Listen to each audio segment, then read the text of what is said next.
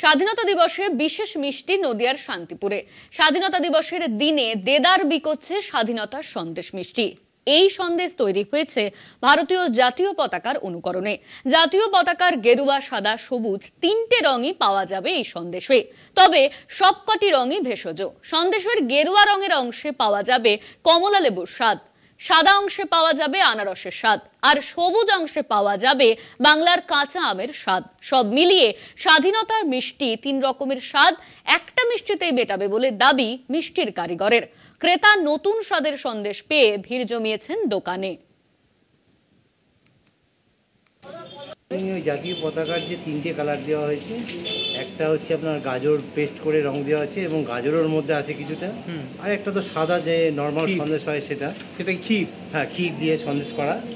আর একটা যে সবুজ যে রংটা দেখছেন সেটা হচ্ছে আমাদের লেবুর পাতা দিয়েই ন্যাচারালি এটা করা হয়েছে। ঠিক আছে, আর আমের ফ্লেভার দেওয়া আছে। ঠিক আছে, এই পুরোটাই এই ভেষজ রং দিয়ে করা হয়েছে যাতে কারো কোনো ক্ষতিকারক না হয়। আর এমনিও আমরা যে নর্মালি যে রঙগুলো ইউজ করি সবই ISI মার্ক এবং দামি কোম্পানির রং। আমরা কোনো লোকাল কোনো রং দিয়ে আমরা ব্যবহার করি না। কোনো কথা হবে না, জবাব হবে না। কোনোদিন মানে এই যে স্বাধীনতা দিবসের দিন স্বাধীনতা দিবস মিষ্টি বানিয়েছে, কি বলবেন এই বিষয়ে? প্রথম খাচ্ছি এবং খুব ভালো লাগছে। বলছি তিন রকমের টেস্ট পাওয়া যাচ্ছে, সেটা কি পাচ্ছেন? কি পাচ্ছেন?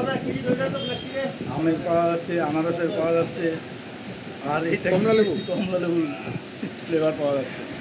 খেয়ে ভালো লাগছে।